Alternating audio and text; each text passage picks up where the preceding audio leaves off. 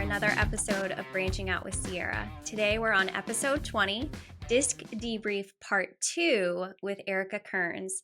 If you didn't get a chance to listen to episode 18, I do highly recommend you go back and listen to that one prior to this, because we did our initial discussion around two of the areas of DISC, the dominance and influence. But before we get back into it today, I want to reintroduce Ericka. If you have not met her, she is extremely talented. She's highly accomplished, certified HR professional with over a decade of experience in human resources. She's consistently demonstrated her commitment to excellence in the field and beyond. She's very dedicated to staying at the forefront of industry best practices. Her educational background is very diverse and actually includes a certificate degree in Homeland Security, which I think is very interesting, and that reflects her diverse skill set. She is known for her civic and community engagement, always looking for ways to serve in the community, local boards, committees, whatever it may be. Her leadership style is marked by motivation, dependability, and a results-oriented approach, which is obviously why I've chosen to bring her into Sierra Learnership and be a part of this business with me. Through critical thinking and a code of ethics, she excels and is solutions-focused as a professional, consistently delivering tangible outcomes and contributing to the success of her teams and organizations that she works with. So thank you so much, Ericka, for being here again today. And I know that that doesn't even really do you justice. You're so talented, and I feel blessed to have you. I do want to go back to last time we talked about how we first met. So we met at a chamber event. Ericka went through my leadership academy that I facilitate with Larry Moss. And after that, I was kind of hooked. I knew I needed to have her in my life again. And it just worked out wonderfully that she could come on board as an HR partner. She really supports the things that I do. And when I say that I could not support my clients in the way that I do today without her, I 100% wholeheartedly mean that. So thank you, Ericka. And thanks, just so you guys know, it's a Sunday afternoon. Thank you for taking time out of your weekend, a Sunday especially, to be here and record with me. I appreciate you. Thank you for having me back. It's a pleasure as always. Okay, so let's talk about DISC real quick. Yeah. I know last time we started with an overview and kind of talked about how DISC can be used as a tool in so many different capacities. And we took the time together to talk about the dominance and influence aspect of DISC. Before we look at the other half of DISC today and talk about steadiness and compliance or conscientiousness, depending on who's talking about it, is there anything you wanted to go back and revisit from the last one? So I absolutely gave you permission to share my chart, my DISC, the insight graph specifically, and it had grown, which was so interesting to, I think, both of us, right? Yeah. My dominance, my D had grown, and it was interesting. I didn't really understand the concept of, and we don't like the phrase influencer, but the influence portion, the aspect of my personality, both adapted and natural being who I am naturally, adapted in certain scenarios and the workplace. So that was really interesting to me. I really sat with that, and then it prompted me to look further into my S and C. So nothing too much on that side, but I really love the DISC in general. So I'm really excited to jump in today. Great, thank you. And the reason we wanted to do this episode and bring this to you guys is because I do DISC debriefs often with my clients. So I may go in and do assessments for an entire organization or team, and then I'll have individual opportunities to break down their DISC and make sense of it so that they can truly use it as a tool, not just to categorize them, but really look at their strengths and areas for growth and make sure they're also sitting in a seat that matches where their natural strengths are as well. So thank you for being willing to kind of open up on air and talk about who you are behind the scenes as well, that natural style too, and differences that might occur. So the other thing in that first episode we did together, episode 18, that I was trying to convey is that sometimes it can be challenging for two high dominance individuals to work together, work Yeah. alongside one another. And now that you've had time to kind of marinate on that a little Mhm. bit more, is there anything else related to that that you want to share? Yeah, no, other than just the pouring of love, the Sierra Love Fest, which I still stand beside, working with you has been amazing. I sat back and I really wanted to consider further what is it like working with you? Because I'm always just so into it in the process and the Mhm. swing of things that I've never really sat and considered that. And so, things I appreciate about Sierra, Oh my part one. gosh. No, I wrote a poem. No, I really, first and foremost, you're such a great listener. You're so patient where I lack patience, right? That's the high D. It's very normal for someone to be a hard driver, direct, run fast, with a sense of urgency. And that shows in my communication style. Absolutely, right? So I love that you're able to slow the pace down.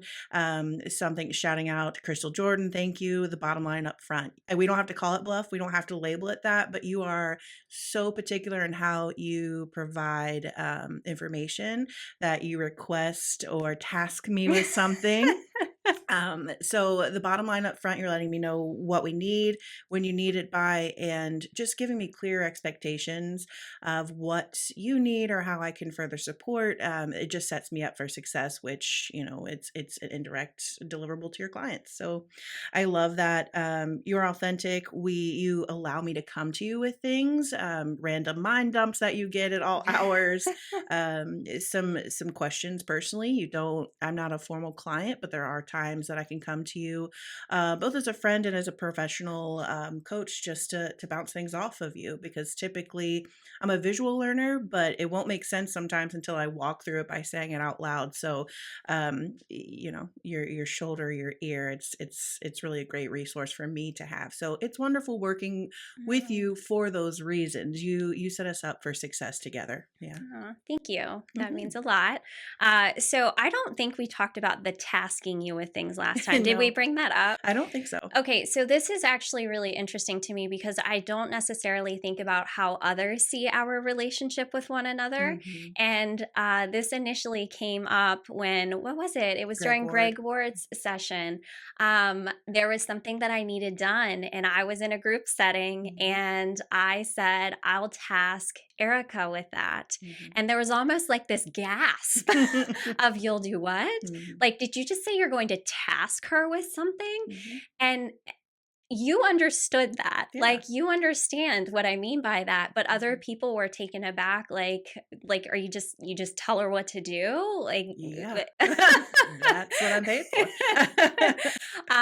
so I just think that that opened my eyes to, if other people are watching our interactions with one another, it might not make sense to them how we're able to take a message and deliver it in one way to one another, but we'll turn around and deliver that same message differently to someone else. Hmm. And that's the whole idea of DISC, Yeah. right? Is I would say I'll task Erica with that to you, but to someone else, I might be completely different and say, I'm going to go to them and ask if they have the capacity right now to do this, right? Like that Hmm. gentle approach. Hmm. I'm like, no, Erica's got this. I Yeah. know I'm going to say one thing, she's going to take it and run with it. Yeah. So that kind of opened my eyes to what others think about Yeah, and the you made way. you made a really good point last time that it really hadn't dawned on me that we don't see a lot of each other. We No. don't, and I don't know that we necessarily share that with others either. But we work closely. We talk often. Maybe I talk too much. That's fine. But I think that oftentimes we're behind a screen, whether it's a personal device or our working equipment. We don't sit face to face often. This Mhm. is the most time we've spent together. Maybe various chamber events, but in the last month. So hooray. Yeah. But that's exactly why you need to be direct with me, not only because you're an expert in personality and characteristics and what I need to hear the message so I can carry it out, but that comes along with building rapport, but also I'm a D and you're aware of that, and I don't have to sit and overthink about descriptive adjectives or anything like that. Your verbs, just give them to me and let them run, and I'll ask questions if I need it. If not, we'll get it done and Yeah. move on. So Yeah. yeah, it was really interesting that they had tossed their pearls over that. But yeah, no, that's one of the reasons we work great. And because we don't see each other in person, we're using tools and Mhm. different formats to kind of get the job done. So yeah, interesting Yeah. stuff. Yeah. All right, well, let's dig into S and C. Hmm. So, let me just kind of give an overview of each of these styles before we talk about what they look like for you. Yeah. So, for those of you that don't know, S stands for steadiness. And when we're talking about each of these, I'm going to remind you that it is a continuum, right? It's how high or low are you in this area. It is not whether you have it or you don't. So, when we look at steadiness, we're talking about a couple of things. It's really pace and consistency is what it Hmm. comes down to. So the higher the S, the slower in which someone might move to get things done, but it's because they are people oriented, not because of the task oriented side. It's because they really want to think about how their actions are going to impact Hmm. people around them. Yeah. And so they're looking for a sounding board for Hmm. their decisions. They're going to kind of talk to several people and say, how can we reach a consensus where everybody is getting what they want out of this, right? So obviously that's going to take a little bit longer to do things, or they might get stuck because they feel as if there's not a solution that makes everyone happy, and it Hmm. puts this pressure on them, Yeah. right? So when I think of the pace part of steadiness, I think the higher the S, the slower the pace, but this can be a great thing as well, right? They're very loyal, they're going to follow through on the things asked of them, they're a team player. When we talk about the consistency piece, Hmm. they love a predictable environment. So the higher the S, the more predictable, stable they are looking for. So change can be very scary for a person of high steadiness. Hmm. They want to take very few risks. So as I'm saying this, you might be thinking, this sounds like the opposite of a D, Yeah. right? Smiling. Yes. So prior to the episode, Ericka and I were talking about how typically the higher the D, the lower the S, the higher the I, the lower the C. It often trends that way because keep in mind here, the D loves the risk, right? They are action oriented and they're just going to, hit the ground running and fix things as they go. Whereas the S, they want to make sure everything's in place and they want to know they're going to have the support that they need to reach their goals, right? So it's all about giving them the comfort they need Hmm. in the environment. So they're looking for harmony. Hmm. So let's talk about your level of S. So can you share out? And by the way, thank you to Matt. Matt did a great job of putting the actual graphs on the YouTube video. Oh, So cool. Thank you, Matt. yeah, in the previous episode, I guess he pops them up as we're talking about them. Okay, For cool. those of you that don't listen on YouTube, there is a video version of this. Most Okay. people don't know that. I don't recommend that they watch the video version personally. I think that they should just listen on Spotify or something Sure, because sure. nobody needs to see that. But No, I'm sure you're beautiful in other ones, but specifically these, maybe just, I don't know, ask us to text you. You don't have to say anything. No, you don't have to say that.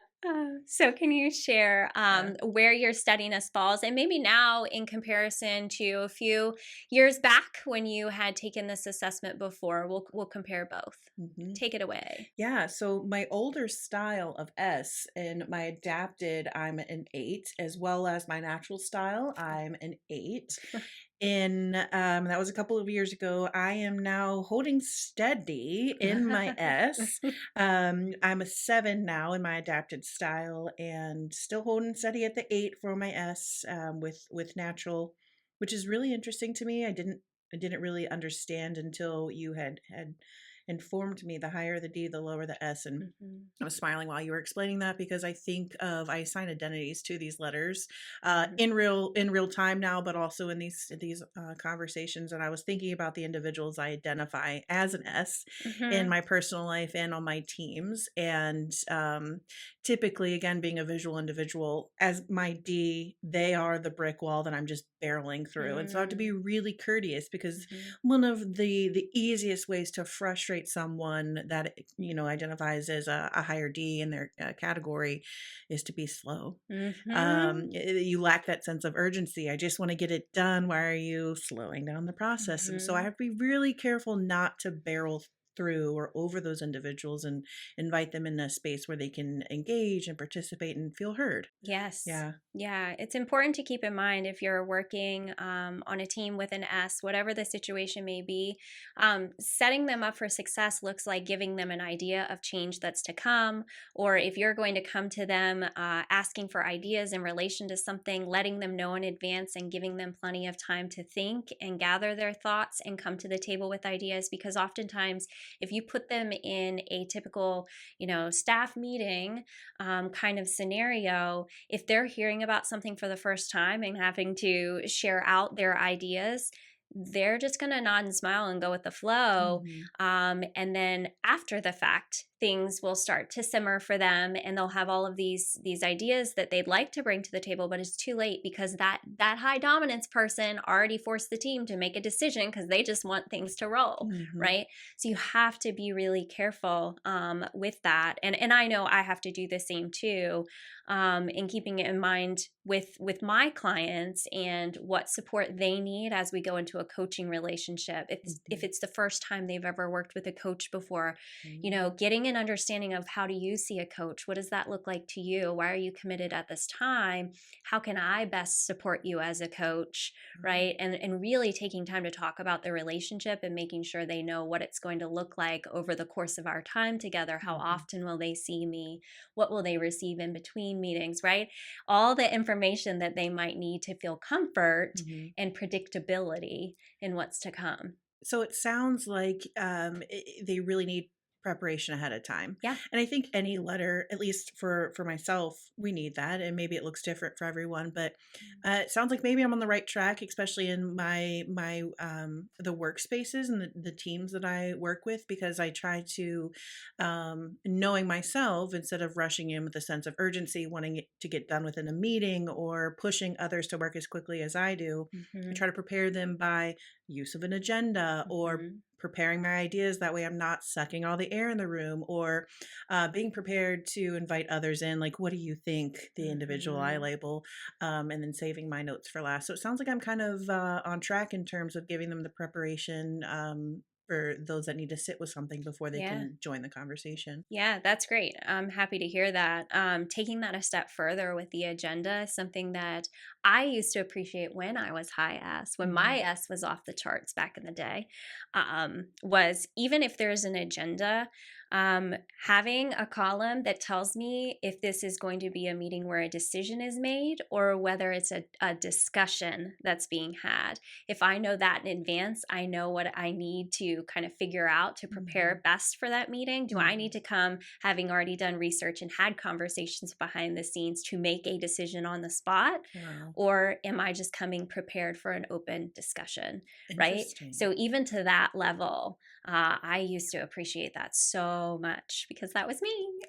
Have you seen the meme where, well, it's not even a meme, it's just like a natural a topic of conversation where people always say, this meeting could have been an email. I'm imagining those sentiments might come from someone that's a high D, and Hmm. they, oh, so interesting. Look at me Yes. making connections. Yes, I Interesting can stuff. see them happening all Mm. over your face right now.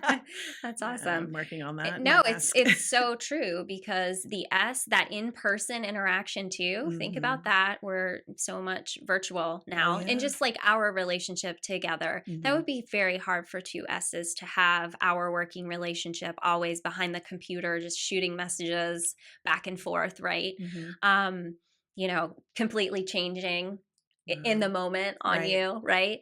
That would be so hard for a high S. So I feel like even when you think about workplace environment, that they're going to thrive best when they are face to face with other humans and able to Wow. sit down and really generate ideas, Interesting. collaborate. I'm Yeah, using that word a lot today, but truly, wow, yeah, you're firing some engines in my yeah, brain. I can't yeah, wait to go back and kind of apply some of this in my workspace. That's the whole point of some of these conversations. While they're yeah. authentic, I should be scribbling notes right now. Well, this is the interesting piece, and I'm totally not putting you on the spot for this Hmm. right now, but um, I know that we had a disc debrief Hmm. ages ago, Yeah. right? And I think you were listening at that time to hear the things you needed in the moment, right? Mhm. You've probably heard some of these things before, Mhm. but today you have such new knowledge and experience, Yeah. right? That you're connecting to totally different things than you did last time. So I'm hearing you say revisiting the disc is important, especially as you Huge, go through. Wow. huge. Yeah. Yeah. Yeah, I can see that.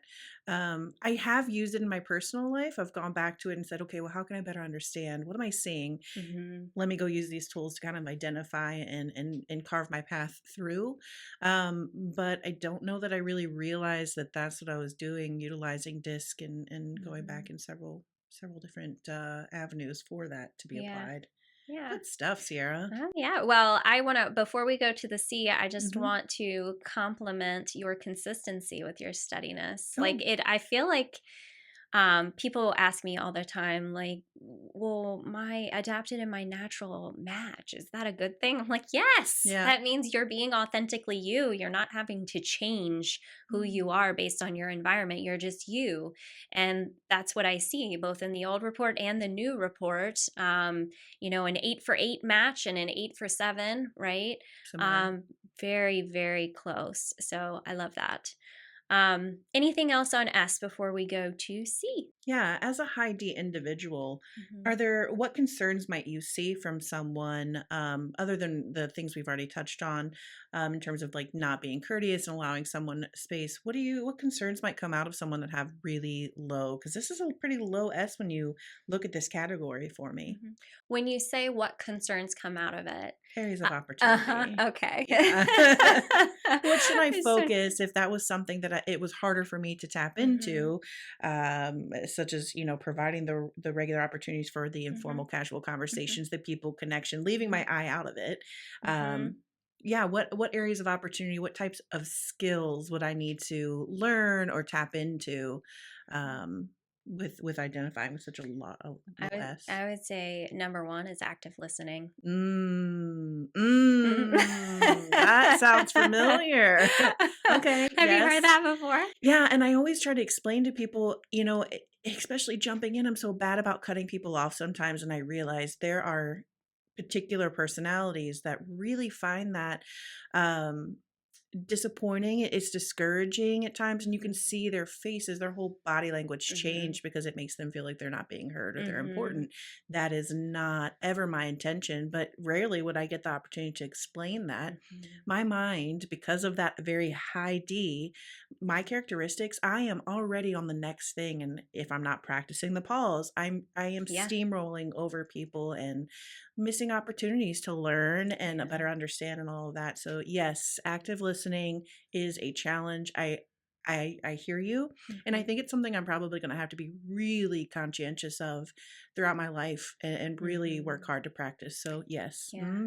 Well, a couple of short little tips for that. yeah, So one thing that I've talked to some of my clients about is with high dominance, getting yourself to truly listen without formulating your next thought can be very challenging. hmm So, what I personally do is I force myself to be prepared to repeat back and clarify understanding at any given moment. I should be able to say, so what I think you're saying is, or the way in which I understand this is in repeating back what someone has just shared. Not only does it help slow me down as a listener and make sure I'm truly hearing what they're saying and reflecting on it, hmm it also helps the S to feel heard hmm because you've just proven to them that you are listening and you cared enough to clarify understanding before moving on, right? That's so good. So that is something that I highly recommend for my high dominance folks to really focus in on with S's. Um, there was something else that popped into the back of my head and I've already forgotten it. I will come back to it if Sure, I remember, but there was a second tip. So we'll just put a pin in that one. I'll sure, come sure. back to it. But maybe thinking about something like that. Um, and then I have tons of tips, so it doesn't have to be the one I was originally going to share. Well, I know that you have great resources available to your formal clients, and so, and I know that we talk often, but that one, I think maybe it's great that you didn't bring up because this one tip is going to be really helpful. What Yeah. I'm hearing is that it's an opportunity to not only show gratitude for the individual I'm having the experience with, no matter how Mhm. small or larger project setting or whatnot, but it's also the opportunity to show respect for them, for Mhm. who they are, their unique skill set, their Mhm. areas of opportunity, and just that goes back to building rapport and relative to the human experience. So Yeah. that's a great tip. Okay, Yeah. perfect. Well, we'll go with that one then. Mm-hmm. All right, let's go on to C. Okay. So, C, some say compliance, some say conscientiousness. Mm-hmm. People substitute different words there. Really, they end up meaning the same things. But what we're talking about here is the higher the C, which I like to think of the way in which someone organizes their life, their attention to detail, all of that. The higher the C, the more analytical the individual, the more focused on facts and logic rather than emotion this individual might be, right? So they're going to slow down, but for a different reason than the S. Mm-hmm. So if you think of D and I together and S and C together, they're exact opposites when it comes to pace in which they function, right? Mm-hmm. D and I moves very quickly, S and C moves a lot more slowly, right? It doesn't appear to be a sense of urgency to others because they're slow and methodical. So the higher the C, the more information they need to be able to move forward to make a decision. So when I'm thinking about the C, I'm thinking about people coming early to a meeting, coming prepared with all of their questions. You coming to our podcast together with a binder full of information, color coded, highlighted, notes all over the place. You sent me a text this morning, right? Um, that is a C behavior Mm-hmm. because I'm going to share this and I know you're okay with it. You told me that it gives you comfort, Mm-hmm. right? To Yeah. have thought through all of those things. And I Mm-hmm. relate to that too. So you've sat down and really thought through what do I need to do to be successful here? Mm-hmm. Can it sometimes lead to perfectionist tendencies? Oh The higher yeah. the C? Yes, 100%. There's a book called The Perfectionism Workbook. Mm. It's bright orange. You should look at it on Amazon. I'll have Matt put it in the show notes. Okay. Very, very helpful. Okay. Love it. And I happen to love workbooks. I think that's because, the teacher in me. Mm-hmm. Um, but anyway, the higher the C, oftentimes they will get stuck in Mm-hmm. decision making because they're aiming to have the right answer or the perfect product, Mm-hmm. right? Yeah. And so you might just see them spinning their wheels. So sometimes that high dominance person can help that C get rolling Mm-hmm. again, right? And help put into perspective, like, progress, not perfection Yeah. here. Not everything needs to be done to that level of excellence all the time. I'm Mm-hmm. saying this aloud so that I can remind Yeah, myself too. yeah. Play it back. So that's what we're talking about when we're talking about C. And I know some of the other characteristics of them will come out in our conversation. Mm-hmm. But given what I just shared, what resonated with you? And do you mind sharing out your numbers on your Sure. graph? Yeah. So currently, my C adapted is 42 and my natural is 25. That's current. Previously, my adapted was 72 and my Mhm. natural was 61. Mhm. And we talked a little bit about this previous to starting recording. Everything you went through is great, and I can see why those are characteristics of C. Mhm. I'm on a seesaw. It's so interesting to me that my C is not higher or did not remain where it Mhm. was. And I'm not a data person. I want to know facts. That way I can move on and have what I need to kind of run through that Rolodex that's going on in my Mhm. head at any given time. But don't ask me to go and find the data. That is chalks. It's nails on a chalkboard. It's chucks. It's chalks on a nail It's board. chucks and a nail board. I just can't do it. It's something slow. It's something Mhm. that really takes attention to detail. But on the other side of things, I like to audibly pride myself on attention to detail and considering all aspects. But then when I look at my work, like sending you a message and training you to know to wait to read it until I've gone back to edit it and catch all mistakes, like I see my mistakes, I want it to be perfect, but I'm not slowing down. So Mhm. I see the D in that, but it's just it's a really interesting thing because while I don't like in HR, compliance is big, obviously, in all Mhm. aspects. But I'm not one to be compliant. I'm not one to be a perfectionist. It's here's what I have. I'm going to work through it, and I trust that the individuals that I'm sharing this around me are going to stop and say, "Actually, here's something you haven't considered." Mhm. So I don't get stuck necessarily. It's the opposite. Obviously, I'm full steam ahead. Yeah. Yeah. Yeah, so I had mentioned a few minutes ago that the higher the I, the lower the C Mm-hmm. typically, right? I usually don't see an IC combo very Mm-hmm. often. Well, that makes me think of the fact that you will follow processes and procedures. Mm-hmm. However, if you see a better way of doing something or a situation where this just shouldn't apply, Mm-hmm. it's different, right? You're willing to go in a different direction, or to this is the D coming in as well, but to really provide feedback when you don't agree Mm-hmm. with a process or procedure. The higher the C, these folks are bound by a procedure, and they I might get see. stuck in their way so much that, someone comes in with a new idea, a high I comes to the table with an idea, and they immediately shoot it down because it's not the way it's always been done and what they're Mm, used to and comfortable with, right? They want to go with what they know works. I see. So not necessarily an You just said I adventurer. see. I see. Oh, I totally meant to do that. Wow, look at us being so wonderful and great to listen to. No, it's interesting. It really is because the more I learn about the sea, I haven't really spent a lot of time to get to know it. Huh. You don't say.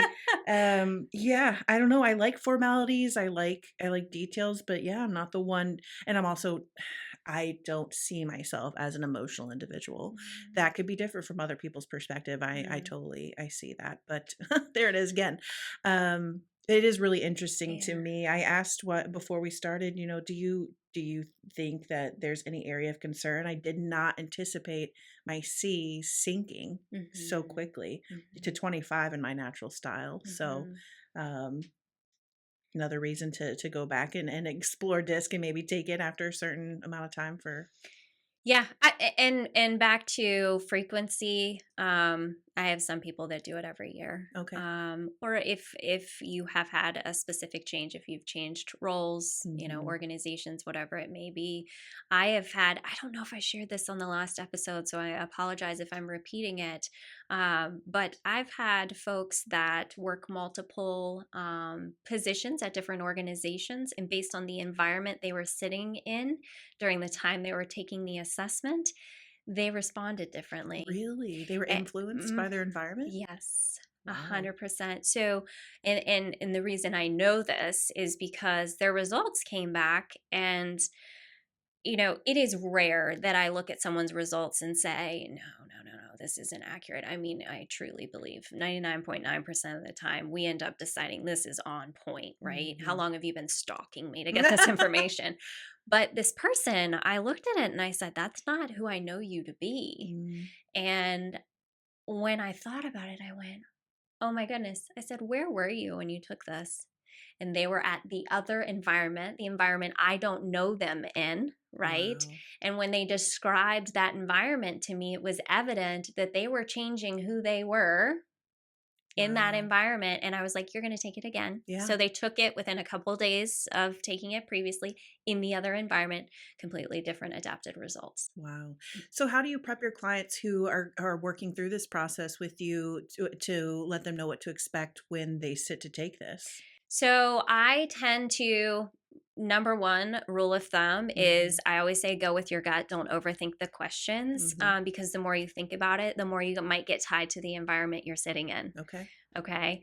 Um, I think about people like you who work like 18,000 different roles in different places, right? You're always supporting someone somewhere and who you might have to be in that situation, right? Mhm. But I would want you to just move quickly through it, go with your gut, because I feel like that leads to the most accurate results. But I am very honest with people that if they have noticed that there are some environments that they're in that aren't serving them very well. They feel Mhm. uncomfortable by those environments, that they should really consider where they are when they're taking it, Okay. and they should take it in a place where they feel safe to be who they are. Wow. Interesting stuff. Yeah, no, Yeah. I can see the need for that environment really Yeah. facilitate some accurate results as Yeah. an outcome. Yeah. All right, I want to share something about you. Okay. Oh goodness. No, this is great Okay. because it is a perfect example of, I didn't share my C, by the way, Oh. of how the two of us work together Mm. based on where we are. So my C is 64 and 64. Okay. So looking at yours and where it is today, Mhm. of the two of us, my C is a bit higher, right? Yes.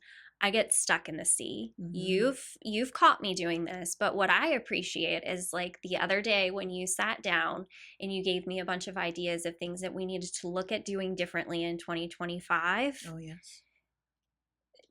That is something a C will not often do Mm. because I'm stuck in my current process. Even if it might be a little bit broken and not working well, Mhm. your perspective is really helpful in seeing that there are other ways to do this that would make life easier on both of us, right? Mhm. And on my clients. Yeah. And you bring those ideas to the table. This is going into Working Genius too. Oh, I I love can't, it. yeah, I can't help it, but Yeah. we'll do an episode with that. But I, as a very high C, appreciate the I and you coming to the table with ideas and pulling me out of my just routine, Mhm. every day is the same, right? Mhm. And thinking about innovation, right? So thank you for that. Yeah. When I think of opportunities for growth for a C, I would say it is being able to look at things in a new way, from a new perspective, getting feedback from others, because C's are not people oriented, they're task oriented, Mhm. and they're introverted. Okay. Interesting. Yeah. So when you have that combo, you have someone who can totally isolate themselves and be okay with it. So Mhm. they're not getting feedback from others. I see. So they, you I said I know. see I'm again. sorry. I'm not doing it. No, no, I just can't help it. So they have to surround themselves with people who can come to them and bring ideas to the table. Again, Working Genius, right? If Mhm. for me, I can't help it. I've got to say it. The enablement and tenacity, the last two parts of Working Genius, Mhm. taking that idea and executing it, Mhm. bringing it to fruition, that's my area of genius. Oh yeah. I don't wonder. I'm not curious. I'm not on that end. I'm not creating and inventing new ways. I depend on people like you to help me with that. It's awesome. So I just wanted to share that Thank because you. I Yeah. thought it was a perfect example of how, yeah, maybe your C is a little bit lower than it used to be, but maybe your I went up a little bit and we're tapping into your ability to bring these ideas. That's a great reflection because I was really struggling with, well, does is this indicating another area of opportunity that I'm not aware of, that I can't see? But it's interesting because the confidence that we know a D or an I to have, um, I struggled with bringing that to you because I know that you have structure and you have preference for a reason, and I trust that you know what's best for you and your business. But I will literally explode if I don't give the feedback. So I have Mm-hmm. to be really careful, obviously, about approaching unsolicited feedback, how it's delivered. Now, obviously, my guards are down a little bit when it comes to our working relationship, but from my seat with having the higher D and I in the workplace or in Mm-hmm. teams. Oh, golly. So, how do you coach your individuals who are higher C's to Mm-hmm. solicit feedback? Do you have to really prep them since I assume it's very hard for them to do that? It's very hard for them. They look for feedback from me, Oh, okay. right? Yeah. That I'm their comfortable person to get feedback from, Mm-hmm. right? And so I find, and knowing this about myself too, you Mm-hmm. build a close relationship with one person or a couple of people, and those are your go-to people who you really respect and trust them to come to you with the things that you need to hear, even if you don't want to hear them, Yeah. right? So I find that I tend to be that person for them. Mm-hmm. And what I do for them is also I remind them that there are times where they do need to speed up their processes. They do need to Mm-hmm. tap into those other areas or find people around them that can help them grow in that area. That's good. So yeah, I have to say I saw in your delivery of that message to me, Mm-hmm. it was kind of cute because it was like this DI balance of, you were bringing me the feedback, but go back and read it. Okay. Okay. There was this like gentle, like, I know you've probably already thought about all of these things before. Like, you had to throw that out there. Like, I know you've probably already thought about all of this, and there's probably a reason why you're not doing it, but right. Yeah. And I feel like that was that gentle way of, I don't want to step on your toes, but I really have to deliver this to you. Yeah. And notice in my response to you, which I think I wrote a lot, honestly. Have I read it yet? I don't know. She can read your email. She knows if you read the emails, people. Just letting you know. Stop it. Don't give away my secrets. No. I don't know if you read it yet. I don't check up on you. Okay, sure. No, I don't. I'll read it today if I haven't. I think you would remember if you had. Yes, probably. Okay. Yeah. But I pushed back on some of them. Okay. I haven't read it yet. Yeah. So I pushed back on the ones that I was like, no, this is the way it is and has to stay that way.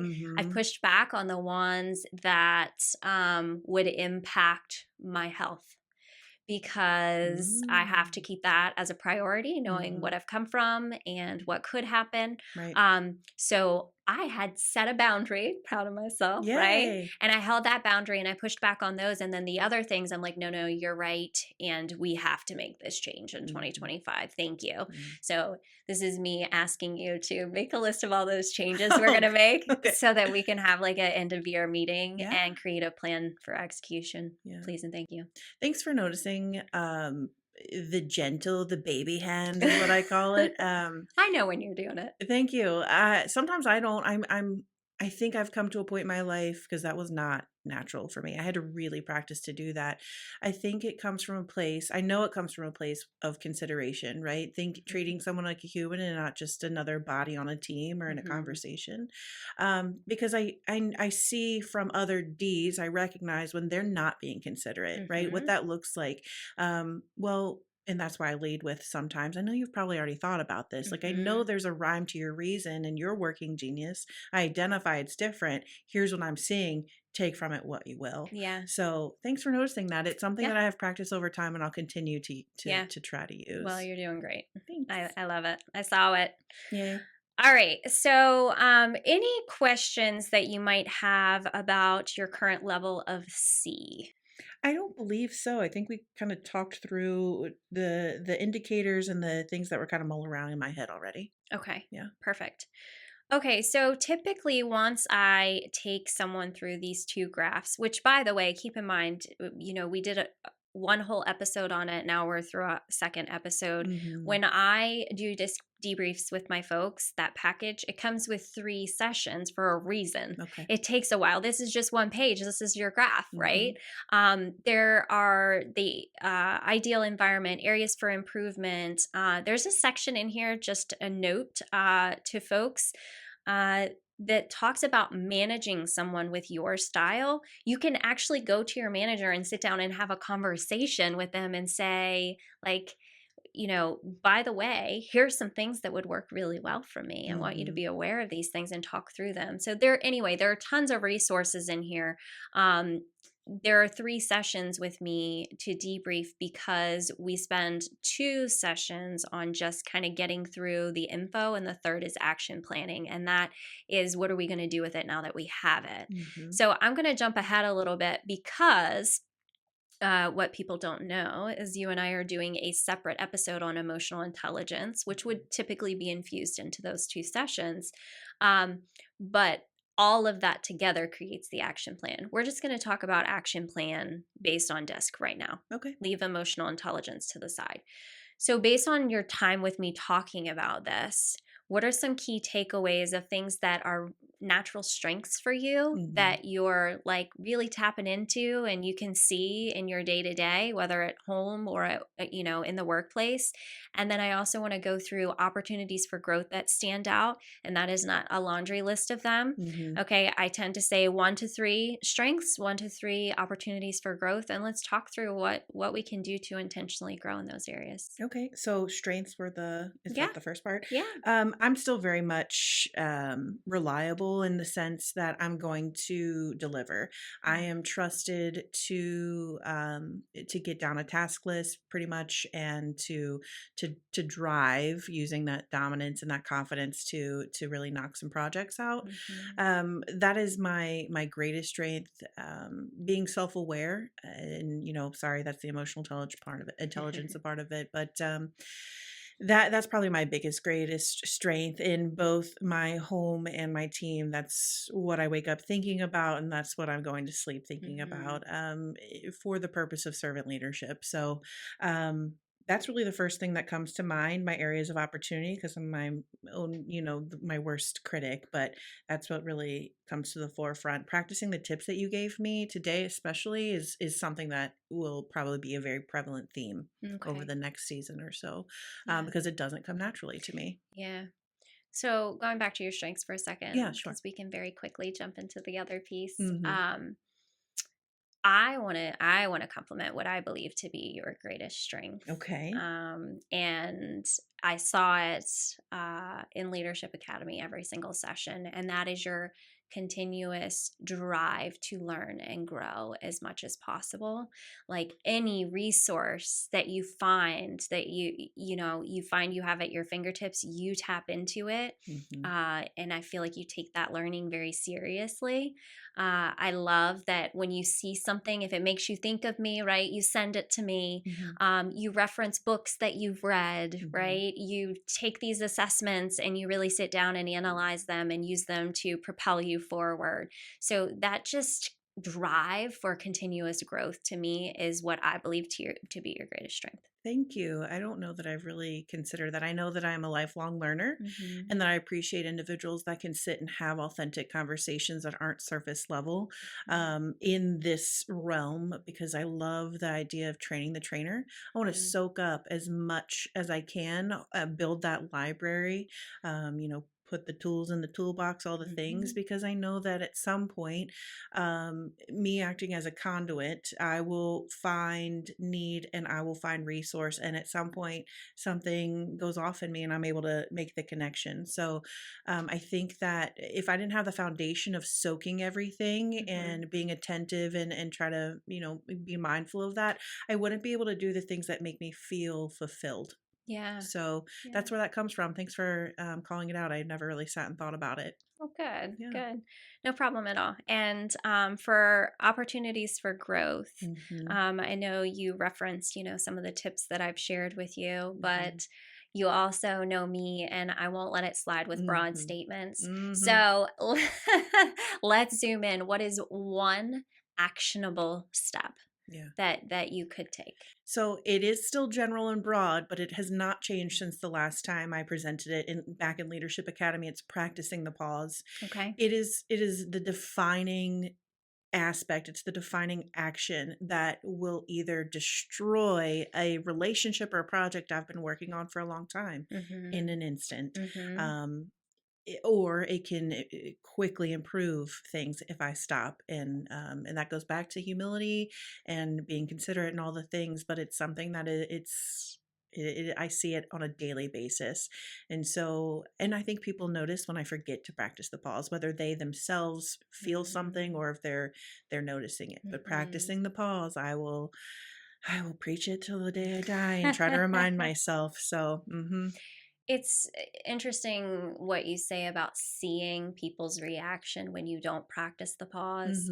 I have had someone recently that just, started working with me, and I asked permission to point out when I see them not practicing the pause and the impact that I see it having, which they've been very vulnerable and, allowing me to do so because I get to see this person in some different environments and see them in action. And I have been able to point out a couple of different times where they did not practice the pause, and the responses, the look on people's faces, they were totally unaware of. Really? Right. So I love that you have that awareness of as soon as it happens, you can reel it back in and fix it. There are some people that just are oblivious to the fact that they've done that. So that to me is a reflection of the fact that you do slow down and truly care about not having a negative impact the intentions are always good. Mhm. I think this person's intentions are always good too. But again, there's no slowing down and reflecting on it. They're already on to the next thing, right? Sure. So I think it's interesting for those of us that can sit back and just watch the reaction. Watch it when it's not you. Is there Mhm. someone else in your life that doesn't practice the pause very well, right? That you can watch the reaction and know, like, ooh, I don't want to create that for somebody else. Can you, because I wasn't always that way. I wasn't Hmm. mindful. I was the same. I was oblivious. Hmm. Um, and I didn't realize how damaging that was until much later in my young adulthood. So I mean, I'm glad I'm aware of it now, but can you give me details or maybe role play how that might, just briefly, how that might sound when you're delivering that feedback? Because I don't know that I have the ability to, I'd have to sit and wordsmith that, maybe even tap into Yeah. Chat GPT on Yeah. how to deliver that feedback. I liked where you said, do I have permission to share something I've observed? Yeah, so I kind of created that foundation in a separate conversation prior to the behavior occurring. Hmm. So I witnessed this behavior probably a good 3 or 4 times before I finally decided to go to that person and say, I know that you're really working on this. Hmm. Would it be okay that if I notice something that I come to you with that and share my observation and how I feel that it has impacted people around you? And I just asked that up front as a blanket statement. Hmm. And then since that time, since they gave me permission, it happened this week. And we were on a meeting together. I saw it go down. I shot a message in Zoom Hmm. and I said, I just want to make sure, would you be comfortable with me sharing some feedback on what just happened? And I got permission again. And then I shared just a literal observation of, when you said this, it appeared it made people feel this way. And then encouraged that this person consider how they could have shared that same message in a different way. What would have been the appropriate time, Hmm. and how might they have said it differently to have gotten a different reaction? Have you ever considered professionally coaching others? That was really good. Thank you for Oh, that. yeah, Yeah, I like that a you're lot. funny. Um, I've been told that. I just, it's kikikis. Oh my I gosh. just taught Sierra what Yeah. kiki was recently. Sorry if Yeah. somebody finds it to be inappropriate. I don't know that you would, but kikiki. We just had a little kikiki. Oh my See, goodness. putting it into See, action. yeah. Yeah. Wow, Well, how exciting. no context. Yeah, sorry. Um, no, I think it comes down to permission. Hmm. You need to build the relationship with the person and ask permission prior to coming to them. I would not witness something and ask permission for the first time in the same moment. Right. You see what I'm saying? Yeah, that's a Like lot to I digest would, for that person. yeah, yeah. Yeah. I don't know how I would respond if someone did that to me. Yeah, I'm hearing that it's not instantaneous. It's not, you are not reacting. You're being proactive and sitting back, making sure that's what you're perceiving, Hmm. and building rapport, building the Hmm. relationship before you ask permission to provide that feedback. So Yeah. that's good stuff. So it's not something you Yeah. would do very quickly. It's over a Hmm. series of interactions or period of time. So I'm the DC combo, Hmm. right? So I decide which one I'm tapping into, I see. and that I slow myself down. And it is so hard to not give the feedback right away, because if I gave the feedback right away, it would Hmm. protect, right? It would protect the other people from feeling that way again, because this person's going to continue the behavior and I want to fix it so bad. I'm a Hmm. fixer, Hmm. right? But I know that in order for that person to hear my feedback and actually do something about it, I have to wait. That's good stuff. Yeah. Yeah. Yeah. Hmm. So, anyway, this has been a great discussion. Yeah. Thank you. Thank you. No, Yeah. thank you. Okay, so last time we gave a challenge. We always Mhm. end with a challenge. Yeah. I would love for you to come up with one again. I had one prepared, believe it or Yeah, not, and it's totally left me. We took it off my little note section. So it's okay. I think maybe just a challenge to manage expectations of yourself, for the listener, and of others. And again, if you've not taken a dive into, the fact finding of what, discovering disc, see, Yeah, I I would use I that would all the challenge and discover. discover. Mm-hmm. I like that. Do it for yourself and for others. It again is a wonderful resource, Yeah. and I truly can see how it impacts myself and others that are going through it or utilize it. So if you're not familiar, go ahead and dive into DISC. Great challenge. Yeah, shoot me a message, ask me about it. Let's talk about how we can make it happen. I have some people that give it as gifts. I don't know if I forwarded you the email yet or not. Nope, I didn't because I automated a process. Can we celebrate something for a second? Please do. It is hard for me to automate things because I feel like I lose my personal touch. Sure. But I have automated the process of signing up for a disc package. Ooh. And I had automated it. I had set it up one full year before I actually allowed myself to do it for the first time and trusted it. A year. Wow. It took me that long. Yeah, that's the C. But anyway, I had someone reach out this week that their husband had received a promotion and she wanted to gift him with something, and it ended up being a disc. Working genius combo. Yeah. Yes. Wow. Isn't that cool? It's a cool gift. That's not just cool. That is a gift. Oh, what a cheesy line I'm about to throw at you. Okay. It's the gift that keeps on giving. No, think of how impactful that's going to be for that individual, their relationship as a couple. Yeah.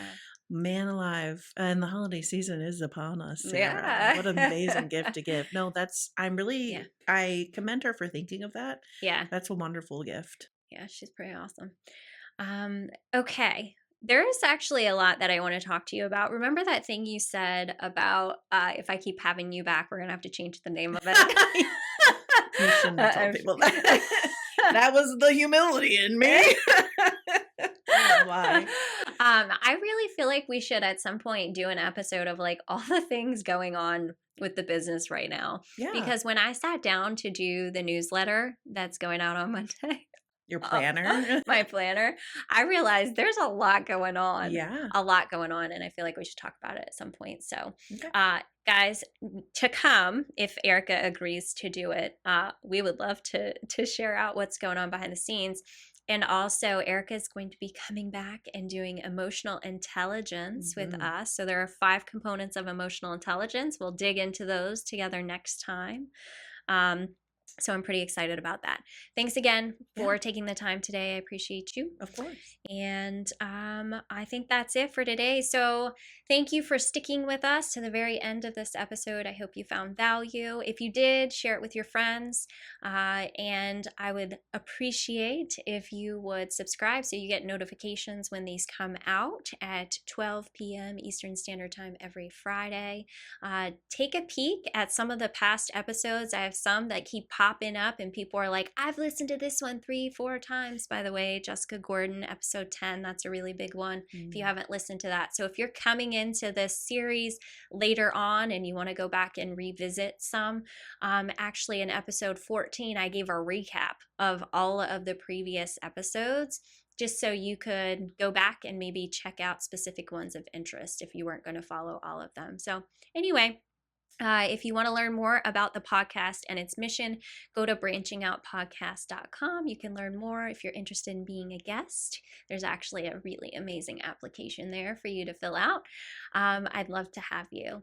All right, that's it for today. Until next time, keep branching out.